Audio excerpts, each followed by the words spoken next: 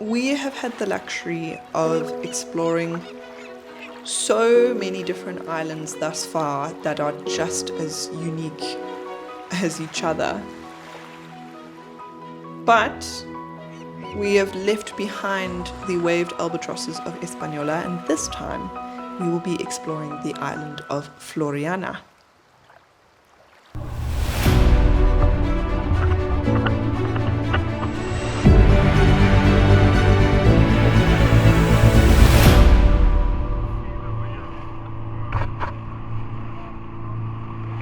Floreana happens to be one of the most biodiverse islands in terms of plants. One of them is these little yellow flowers here. Now, it doesn't really have a common name. It does, but it's known as many different things. Its scientific name is Leucocarpus darwinii, curve-spined Leucocarpus. And this is a species of flowering plant that is actually a part of the sunflower family. And it can be found on other islands in the Galapagos archipelago, but more specifically Floreana. There's other subspecies occurring on the other islands, but this particular one only occurs on Floreana. And with it being an endemic species, it also means it falls into the category of plants that are in great danger of becoming extinct.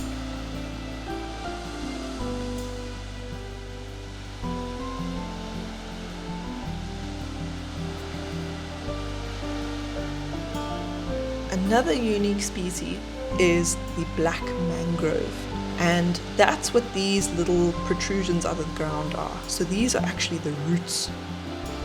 And because these trees are often found growing in very salty soils or even tidal mudflats where the tide comes in and sometimes covers a lot of the ground here, and almost in a lot of cases with trees would drown the tree.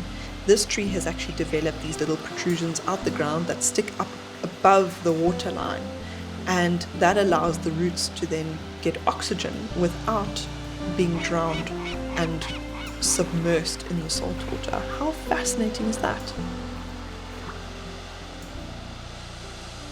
And from branches, we now direct our attention to some barnacles that Franklin happened to find here on the beach as we were walking.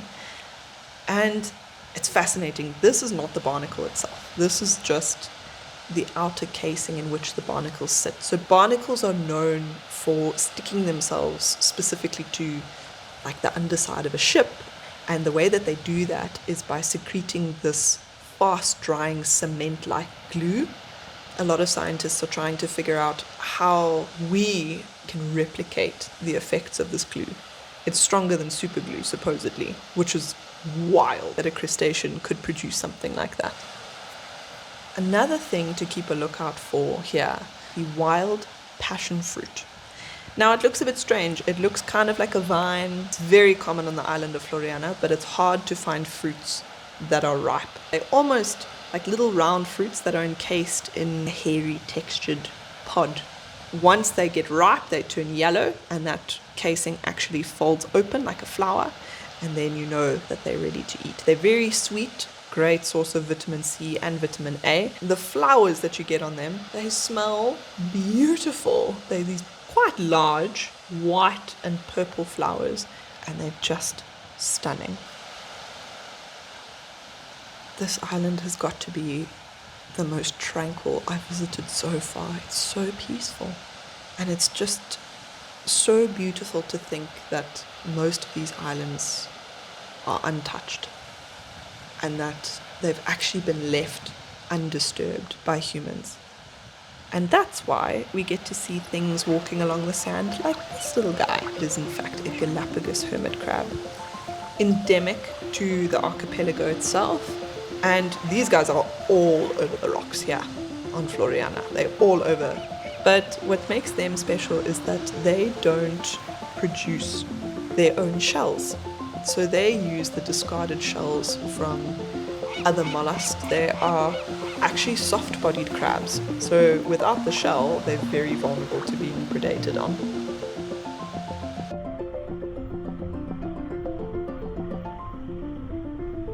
And now it's time to head out and explore maybe some deeper waters and Franklin is taking us to a place known as Champion's Islet, which is a small islet off the coast of Floreana. It's actually known as one of the best snorkeling spots and diving spots in the whole of the Galapagos, so I'm really excited to see what is in store below the waves there.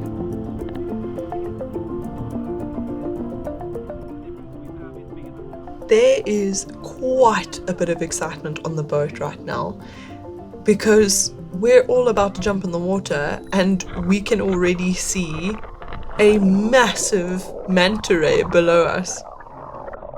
And oh my gosh, they are huge. They can get up to about 7 meters in width. That's width as in wing to wing. Oh, it's a beautiful, beautiful fish. And it is in fact a fish. It is a cartilaginous fish, closely related to sharks. And these guys, believe it or not, eat only plankton.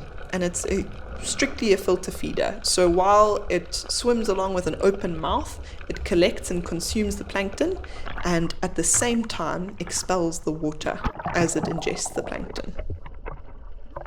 There are so many different species of fish down here that it is mind-blowing.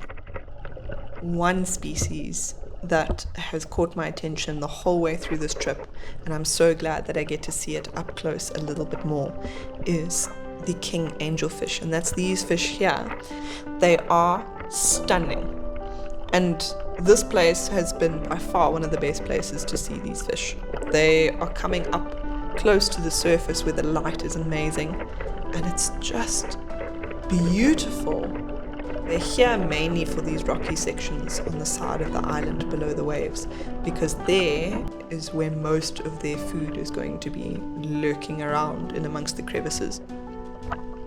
So these king angelfish are omnivorous, and during the day, very much out in the open, very much advertising themselves, looking for things to hunt. And as per usual, there are some yellow-tailed surgeonfish here as well. But look at how many there are. There must be hundreds in this school. And that this is not the only school that we've seen. We've seen probably about 4 or 5 different schools of these fish as we've been snorkeling and swimming around this little islet.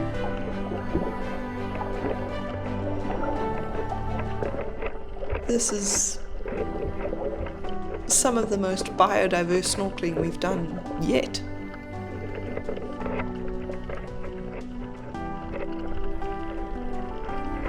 And who can complain about another green turtle?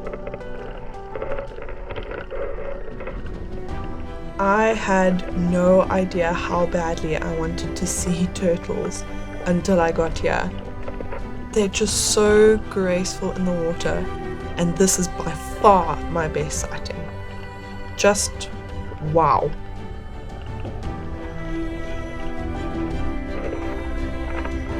But we're not only looking at things below the water, we're also keeping an eye out above the waves as well for all the bird life. Flying all around us are brown noddies, which is the one that just dived into the water, and Galapagos shearwaters. But it's incredible. Look at how those shearwaters fly in unison.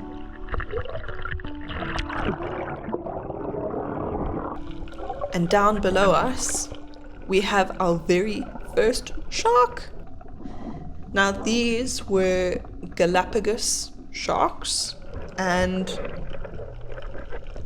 the name suggests that they only occur in the Galapagos, but they in fact do not. They occur all over the world, but they were first discovered in the Galapagos, and that's why they're really special to this area. Well, we couldn't have asked for a better introduction to Floreana. It has been beautiful, spectacular, amazing, just every adjective in the book.